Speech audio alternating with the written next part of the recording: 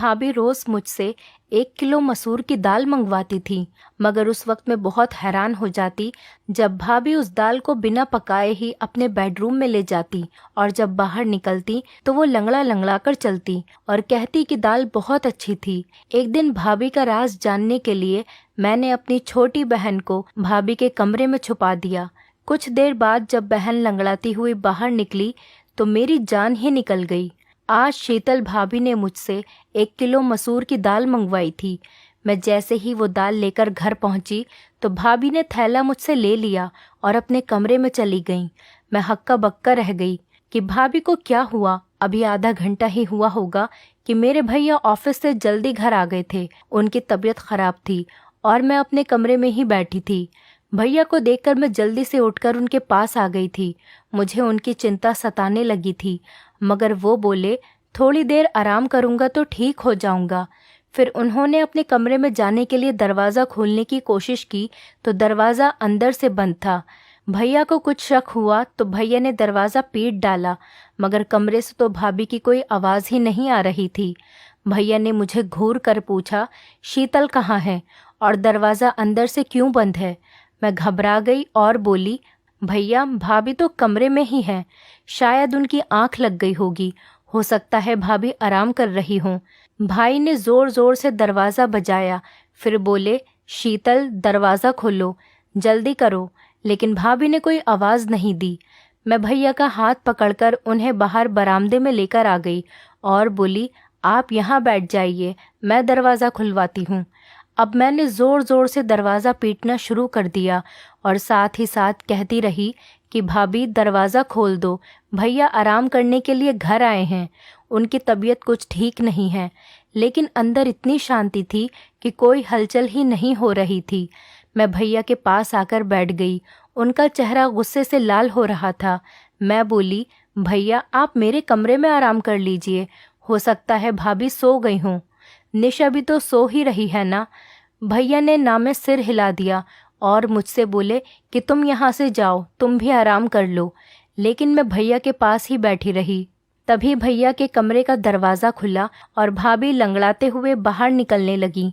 भैया एकदम गुस्से से उठे और भाभी पर चिल्लाते हुए बोले, कमरा अंदर से बंद क्यों था? तुम नहीं जानती क्या? मैं अपनी 2 मासूम बहनें तुम्हारे हवाले करके काम के लिए बाहर जाता हूँ। तुम तो हर रोज़ ही यही सब करती होगी। तुमने मेरी बहनों को अपना समझा ही नहीं है। मैं खुद 16 साल की कम उम्र और डरपोक सी लड़की थी। भैया के गुस्से को देखकर मैं खुद ही डर गई थी, मगर फिर भी मैं आगे बढ़ी और बोली, भैया आप गलत सोच रहे हैं। भाभी ने कभी हमको पराया नहीं समझा, वो माँ की तरह हम दोनों का ख्याल करती हैं। शायद आज भाभी की तबीयत खराब हो, इसीलिए वो सो गई होंगी।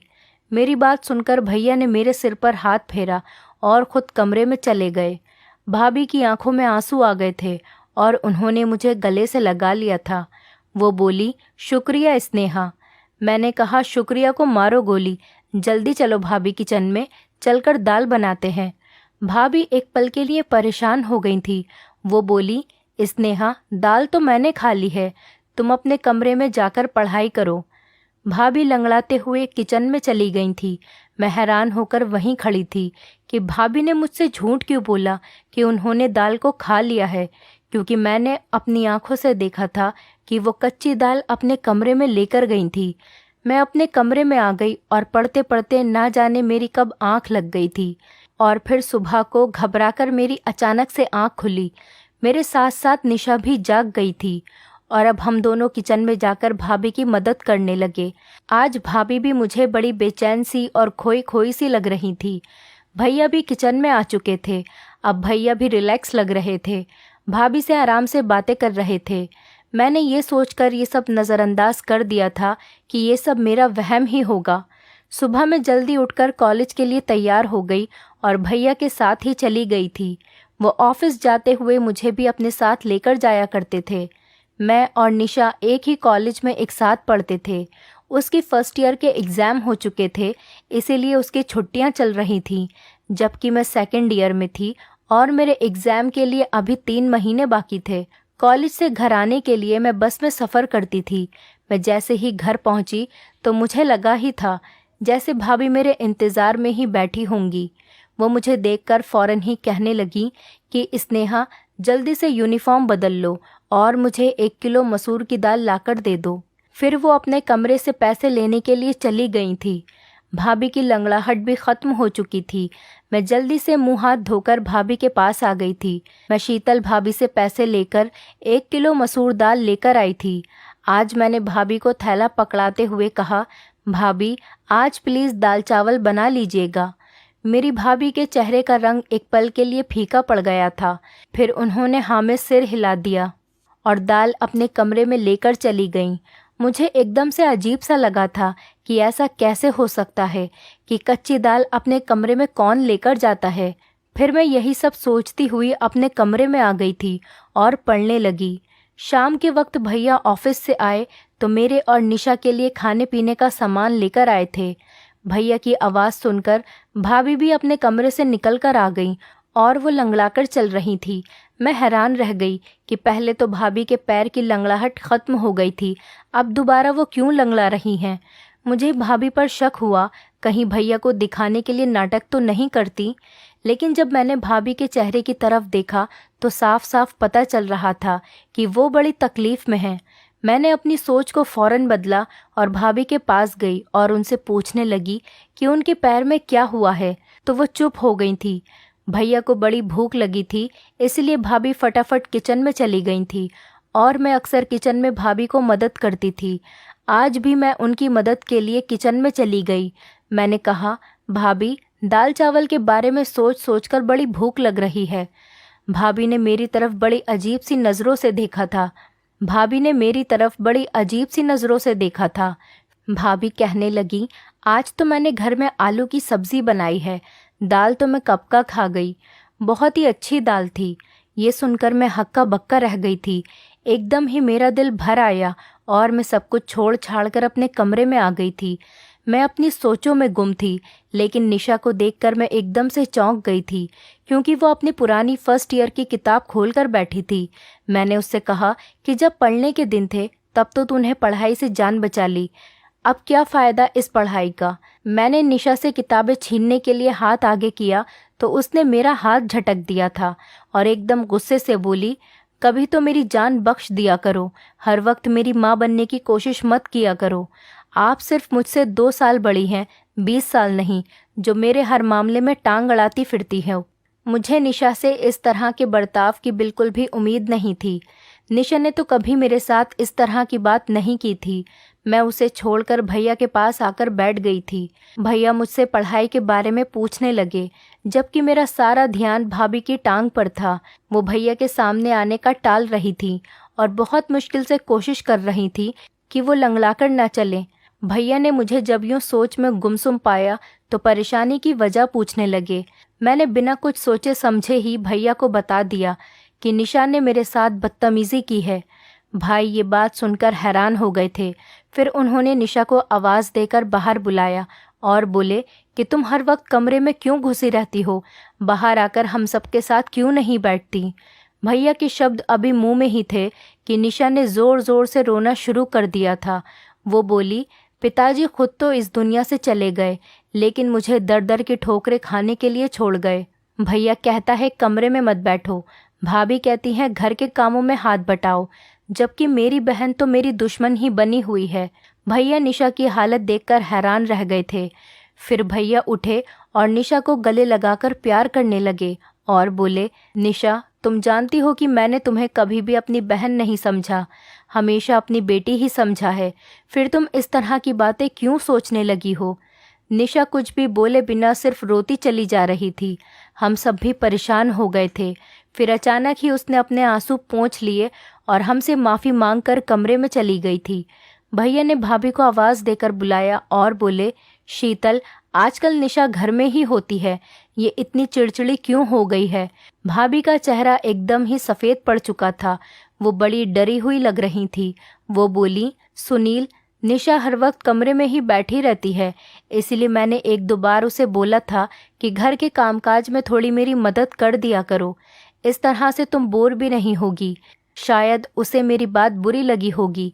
भैया कुछ सोचने लगे थे, जबकि ना जाने मुझे ऐसा क्यों लगा, जैसे शीतल भाभी हमसे कुछ छुपा रही थी। बात सिर्फ इतनी ही नहीं थी, कुछ ना कुछ गड़बड़ तो ज़रूर थी। अगले दिन भैया हमारे कमरे के लिए टीवी लेकर आए, अच्छी अच्छी मूवीज़ ले आए, किताबें और नॉवेल्स भी लेकर आए और लाकर निशा के हाथ में थमा दी थी। और भैया कहने लगे, आज के बाद तुम घर में बोर नहीं होगी। फिर कैरम भाभी के हाथ में दे दिया और बोले, शीतल तुम और स्नेहा कैरम खेल लिया करो। ये देखकर भाभी भी मुस्कुरा गई थी। मैं जब कमरे में आई तो निशा मुझे बड़ी जोश में लग रही थी। स्नेहा, मैं सारा दिन फिल्में देख लिया करूंगी, तुम पढ़ाई में ध्यान लगाती रहना। मेरा दिल भी ललचा गया था। भैया निशा के लिए तो बच्चों वाली फिल्में भी लेकर आए थे। मैं देर रात तक जागकर पढ़ाई करती थी। एक दिन मैं पढ़ाई कर रही थी, तब मैंने भाभी को अपने कमरे से निकलते हुए देखा। वो तेज तेज कदमों से चलती हुई छत पर चली गई थी। ना जाने इतनी रात को छत पर क्या करने गई थी। मैं तो बड़ी परेशान हो गई थी। मैं पढ़ाई वगैरह सब भूलकर बाहर ही देखती रह गई थी। तकरीबन 1 घंटा छत पर बिताकर भाभी अपने कमरे में वापस चली गई थी। आखिर ये सब हो क्या रहा था? मैं इस फिक्र में घुलती जा रही थी, जबकि मेरा दिल पढ़ाई में नहीं लग रहा था। मैं कॉलेज से जैसे ही वापस आई तो भाभी ने मुझे पैसे थमा दिए और फिर से मुझे 1 किलो मसूर दाल लाने के लिए भेज दिया था। मैं कपड़े बदलने कमरे में गई तो ये देखकर दंग रह गई कि निशा फर्स्ट ईयर की किताबें फिर से पढ़ रही थी। मुझे देखकर वो इस तरह चौंक गई थी और झट से वो किताब सहित कमरे से बाहर निकल गई थी। मैंने सोचा कि पहले भाभी की दाल ला देती हूँ, फिर निशा को तो बाद में देखूंगी। मैं दाल ले आई तो भाभी ने मुझसे थैला ले लिया और कोई भी बात किए बिना वो अपने कमरे में चली गई और अंदर से दरवाज़ा बंद करके कुंडी लगा ली। मैंने सब कुछ नज़रअंदाज किया और निशा की खबर लेने के लिए कमरे में गई तो वो मुझसे कहने लगी, स्नेहा तुम भाभी को ये रोज़ रोज़ दाल लाकर मत दिया करो। उसकी ये बात सुनकर मैं हैरान रह गई कि वो ऐसा क्यों कह रही है। तो मैंने इस पर उससे पूछा, क्यों, क्या हुआ निशा? जल्दी से उठकर वो मेरे पास आई और कान में मुझे ऐसी बात बोल दी कि मेरा सिर चकराने लगा। मैं निशा की बात झुठला भी नहीं सकती थी, क्योंकि वो सारा दिन घर में ही होती थी। उसे तो भाभी के हर काम की बराबर जानकारी होती थी। मैंने निशा को कसम देकर मना कर दिया कि वो फ़िलहाल इस बात को किसी से भी ना कहे। मैं खुद इस सारे मामले की तहकीकात करूँगी, फिर सच सामने आ जाने के बाद ही कुछ फैसला करेंगे। मैं पढ़ने बैठ गई तो निशा टेरेस पर चली गई थी। पढ़ाई में मेरा दिल बिल्कुल भी नहीं लग रहा था। मैं निशा और भाभी की वजह से बहुत परेशान थी। ये दोनों ही बड़ी अजीब अजीब सी हरकतें कर रही थी। मैं अपनी सोचों में गुम थी कि तभी भाभी कमरे से बाहर निकल आई और वो लंगड़ाते हुए चल रही थी। मुझे दाल में कुछ काला लग रहा था। मैंने भाभी से कहा, भाभी दाल कहाँ गई? तो भाभी बोली कि वो तो मैंने खा ली, बड़ी ही अच्छी दाल थी। तो ये सुनकर मैं चुप हो गई और फिर भाभी लंगड़ा लंगड़ा कर चलती हुई घर के काम कर रही थी। तब अचानक मुड़कर बोली, निशा कहाँ है? तो मैंने उन्हें बताया कि वो छत पर गई है। ये सुनकर भाभी के चेहरे का रंग अचानक ही उड़ गया था। वो लंगड़ाती हुई छत की तरफ जाने लगी थी। मैंने सिर झटक दिया और अपनी किताब उठा ली। ये दोनों तो पागल हैं, मुझे भी पागल कर देंगी। लेकिन मेरा दिल पढ़ाई में नहीं लग रहा था। भाभी को छत पर गए हुए बहुत देर हो गई थी। मैं भी उन दोनों के पीछे ही छत पर चली गई। सीढ़ियों पर चढ़ते हुए मैं भाभी की आवाज़ आसानी से सुन सकती थी। भाभी निशा को बुरी तरह से डांट रही थी। निशा के रोने की आवाज़ भी आ रही थी। मेरा दिल अपनी बहन के लिए टूट सा गया था। मैं जैसे ही छत पर पहुंची तो भाभी मुझे देखकर डर गई थी। उन्होंने निशा को गले से लगाया और प्यार से बोली, कैरम नहीं खेलोगी अपनी भाभी के साथ? निशा ने भी अपने आंसू पोंछ दिए थे और ज़बरदस्ती मुस्कुराने की कोशिश कर रही थी। मैं उन दोनों को हैरत से देख रही थी। मैंने निशा का हाथ पकड़ा और उसे खींचते हुए नीचे लेकर आ गई थी। उसे कमरे में लाकर मैंने पूछा, भाभी तुम्हें क्यों डांट रही थी? निशा घबरा गई और बोली, नहीं तो भाभी मुझे क्यों डांटेंगी, बल्कि वो तो मुझसे बहुत प्यार करती हैं। मैं कुछ सोचकर चुप हो गई थी। मैंने कहा, निशा मुझे तुम्हारी मदद की ज़रूरत है। मैं भाभी का राज जानना चाहती हूँ। उस दिन तुमने जो मुझे बात बताई थी वो सिर्फ तुम्हारा वहम था, लेकिन मैं चाहती हूँ कि तुम मुझे असली सबूत ला कर दो। कल जब मैं भाभी को दाल ला कर दूंगी तो तुम उनके कमरे में छुपकर देखना कि वो दाल कैसे खाती हैं और फिर लंगड़ाकर क्यों चलने लगती हैं। मेरी बात सुनकर निशा एकदम से मुस्कुरा गई थी। वो बोली, स्नेहा, मैं तुम्हारा साथ दूंगी। अगले दिन कॉलेज से वापस आते समय मैं अपने दिमाग में सारा प्लान फिट करके आई थी। घर पहुंची तो मैंने भाभी को मेरा इंतज़ार करते हुए पाया था। वो बोली, स्नेहा, जल्दी से दाल लाकर दे दो। मैं मुंह धोने के लिए कमरे में चली गई और निशा को भी समझा दिया कि जैसे ही भाभी को आवाज़ देकर मैं बुला लूँगी तुम उनके कमरे में जाकर छुप जाना। उसने हाँ कह दिया था। मैंने भाभी को आवाज़ दी और कहा, भाभी, दाल अब महंगी हो गई है, थोड़े पैसे और देने पड़ेंगे। भाभी मुस्कुराकर बोली, तो फिर क्या हुआ, मैं अभी लाकर देती हूँ पैसे। इतनी देर में निशा भाभी के कमरे में जाकर छुप गई थी। मैं दाल ले आई थी। भाभी ने खुशी खुशी वो दाल मुझसे ले ली और अपने कमरे में चली गई। मैं बाहर बरामदे में बेचैन होकर चक्कर पे चक्कर काट रही थी। 1 घंटे बाद भाभी के कमरे का दरवाज़ा खुला और वो लंगड़ाती हुई कमरे से बाहर आ गई थी। फिर भाभी किचन में चली गई तो निशा भी उनके कमरे से बाहर निकल आई। ये देखकर तो मैं दंग रह गई कि निशा भी आज लंगड़ा कर चल रही थी। मैंने निशा का हाथ पकड़ा और जल्दी से पूछा, निशा, बताओ, मुझे क्या मालूम हुआ। निशा बड़ी परेशान सी लग रही थी। वो बोली, स्नेहा, मैंने तो तुम्हें पहले ही बता दिया था कि भाभी हमसे छुप छुप कर घर से निकलती हैं, मगर तुमने मेरी बात का यकीन ही नहीं किया था। वो खिड़की बहुत छोटी है, उससे निकलते वक्त पैर में चोट लग जाती है, इसीलिए भाभी लंगड़ा कर चलती हैं। मैं भी उस खिड़की से निकलकर भाभी के पीछे जाना चाहती थी, मगर इस चोट की वजह से मैं वापस आ गई। मैंने निशा को कसम दी कि वो भैया को इस बारे में कुछ भी न बताए। वो बोली, पागल तो मैं हूँ नहीं जो भाई का घर उजाड़ने का सोचूंगी। मैंने निशा को एक किताब दे दी और बोली कि तुम इसको पढ़ लेना। मैं उसका छोटा सा दिमाग दूसरी तरफ घुमाना चाहती थी, जबकि मैं खुद इस दुविधा में फंस गई थी कि भाभी के बारे में मैं भैया को कैसे बताऊं या फिर ना बताऊं। भाभी हमारे साथ तो बहुत अच्छे से रहती थी, मगर वो मेरे भैया के साथ बेवफाई कर रही थी। यही बातें सोचते सोचते मेरी आंख लग गई थी। न जाने कितनी देर में सोती रही। जब भैया के चीखने चिल्लाने की आवाज़ आई तब मैं घबराकर उठ बैठी थी। मेरी तो जान ही निकल गई थी। मैं भागती हुई बरामदे में गई तो मैंने भैया, भाभी और निशा को देखा। मुझे लगा निशा ने भाभी की हकीकत भैया को बता दी, तभी तो वो उन पर गुस्सा कर रहे हैं। मुझे देखकर भैया गुस्से से बोले, स्नेहा, मैं तो तुम्हें बहुत होशियार समझता था, मगर तुम भी इसको नहीं संभाल पाई। भैया का इशारा निशा की तरफ था। मैं जल्दी से आगे बढ़ी और बोली, भैया, हुआ क्या है। भाई की आंखों में आंसू आ गए थे। तुम निशा से मुझे ये पता करके बता दो कि छत पर कौन था जो इससे मिलने के लिए आया था। मैं एकदम ही डर गई थी। मैंने ज़ोर ज़ोर से नाम में सिर हिला दिया था। मैं भैया से कहने लगी, भैया, हमारी निशा ऐसी नहीं है, ज़रूर आपको कोई गलतफहमी हुई होगी। भाभी भी आगे बढ़कर बोली, सुनील, आप बिना सबूत इतना गुस्सा ना करें, बच्ची है, सुधर जाएगी। भैया अब भाभी को घूर घूर के देख रहे थे। वो बोले, मैंने शादी के पहले दिन ही तुम्हें बता दिया था कि ये दोनों लड़कियां सिर्फ मेरी बहनें नहीं हैं, बल्कि मैं इन्हें अपनी बेटियां भी समझता हूँ। तुम माँ बनकर इनकी परवरिश करना। इस तरह से पालन पोषण किया है तुमने इनका। मैंने निशा का हाथ पकड़ा और उसे अपने कमरे में ले गई थी। मैंने निशा से पूछा, तुम मुझे सब कुछ सच सच बता दो कि आखिर बात हुई क्या है। वो रोते हुए कहने लगी कि भाभी चाहती हैं कि हम दोनों उनके पति का घर छोड़कर चली जाएं, इसीलिए वो ये सब करके हमें हमारे भाई की नज़रों में गिराना चाहती हैं। मैं बोली, तुम फिक्र ना करो, हमारे लिए गड्ढा खोदने वाले खुद ही उसमें गिर जाएगी। अगले दिन मैं भैया के साथ कॉलेज जाने लगी तो भैया बड़े खामोश से थे। उनकी आंखों में गुस्सा साफ दिख रहा था। मैंने भैया से कहा, भैया, आज आप ऑफिस से आधी छुट्टी लेकर मुझे कॉलेज से लेने के लिए आ जाइएगा। मैं एक हकीकत आपके सामने रखना चाहती हूँ। भैया कुछ कहे बिना ही चले गए थे, मगर ये उनकी मेहरबानी थी कि वो मुझे लेने के लिए आ गए थे।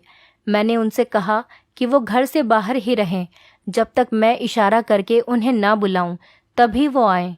मैं जैसे ही घर गई, भाभी ने दाल का ऑर्डर दे दिया।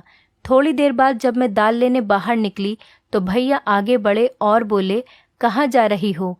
मैंने कहा, बस आप चुप रहें, आज हकीकत आपके सामने आ जाएगी। मैं दाल लेकर घर चली गई तो भाभी ने मेरे हाथ से दाल का थैला ले लिया और कमरे में चली गई। मुझे इसी वक्त का इंतज़ार था। मैं जल्दी से घर से बाहर आई और भैया को अपने साथ घर लेकर गई। मैंने कहा, भैया आप अपने कमरे का दरवाज़ा खोलिए। भैया के पास एक कटर था जिसके ज़रिए से उन्होंने कमरे का दरवाज़ा खोल लिया था।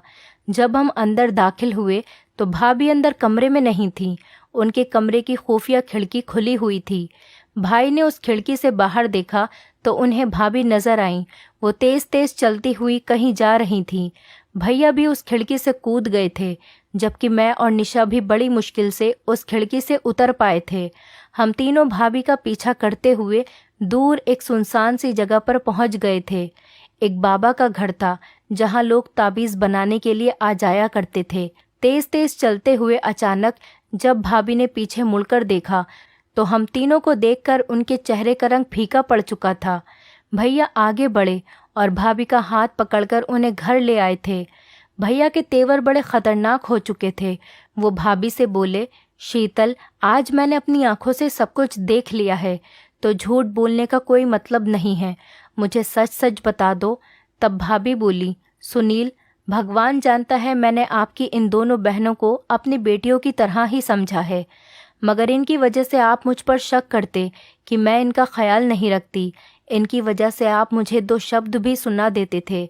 तब मुझे ये वहम हो गया था, शायद आप मुझसे प्यार नहीं करते। ऐसा भी लगता था कि जैसे आप किसी और से मोहब्बत करते हैं और मुझे तलाक दे देंगे। मैंने अपनी बड़ी बहन से इसके बारे में बात की तो वो कहने लगी, एक साधु बाबा हैं जिनका मंत्र बहुत शक्तिशाली है, उससे पति मुट्ठी में आ जाता है। इसीलिए मैं आप सबसे छुपकर उनकी सभा में जाने लगी थी। साधु बाबा ने कहा था कि पूरे 30 दिन तक 1 किलो मसूर की दाल पर मंत्र का प्रयोग करना है और वही दाल नहर के किनारे फेंक देनी है। मुझे ये सब करते हुए पूरे 25 दिन हो चुके थे। मैं आप दोनों के जाने के बाद उसी मंत्र का पाठ करती थी, जिसकी वजह से निशा पर ध्यान न रख सकी। मुझसे चूक हो गई। निशा अपने ही इलाके के आवारा लड़के रवि से मोहब्बत कर बैठी और इनके दरमियान चिट्ठी और ख़त का सिलसिला शुरू हो चुका था। मुझे निशा पर शक हुआ, इसीलिए मैं आधी रात को उठकर छत पर चली गई। तब मुझे रवि का ख़त नज़र आया। उसमें उसने निशा की बहुत तारीफ़ करी थी। मैंने वो ख़त निशा को दिखाते हुए कहा कि मैं तुम्हारी हकीकत तुम्हारे भैया को बता दूंगी, इसीलिए समय के रहते सुधर जाओ। मगर निशा तो मुझे ही अपना दुश्मन समझने लगी थी। मैं ये ठान चुकी थी कि 30 दिन बाद ये प्रक्रिया पूरी हो जाएगी और मेरी मन्नत भी। इसके बाद मैं निशा से सख्ती से पेश आऊँगी, मगर ये व्रत पूरा होने से पहले ही आप मेरा राज जान चुके हैं। मैं आपसे माफ़ी चाहती हूँ कि मैं निशा का ख्याल नहीं रख पाई। मैंने निशा की तरफ देखा तो वो शर्म के मारे सिर झुकाकर खड़ी थी। भैया ने आगे बढ़कर निशा के सिर पर हाथ रख दिया और बोले, बेटा, अगर रवि अच्छा लड़का होता तो मैं उसकी शादी तुम्हारे साथ खुद करवा देता, मगर वो बहुत बुरा इंसान है। इलाके की हर लड़की के ऊपर उसकी नज़र है। निशा रोने लगी और बोली, भैया, घर में सूनापन और अकेलापन था, इसकी वजह से मैं इस गलत राह पर चल बैठी, वरना मुझे रवि में कोई दिलचस्पी नहीं है। भैया मुस्कुरा दिए थे। उनके सर से भारी बोझ उतर गया था। फिर उन्होंने हम दोनों को कमरे में भेज दिया था। यकीनन अब भाभी की खबर लेने वाले थे। वो भाभी को हमारे सामने कभी नहीं डांटते थे। मैंने कहा, भैया आप भाभी को कुछ मत कहना, वो हमारी माँ जैसी हैं। भाभी रोते हुए हम दोनों बहनों के गले लग गईं और एक बार फिर हमारे घर में प्यार का खुशनुमा माहौल बन चुका था। दोस्तों, उम्मीद करती हूँ आपको हमारी कहानी पसंद आई होगी। कहानी पसंद आई है तो वीडियो को लाइक करें, चैनल पर नए हैं तो चैनल को सब्सक्राइब करें और हाँ, नोटिफिकेशन बेल को ज़रूर दबाएं ताकि अगली अपडेट सबसे पहले आपको मिले।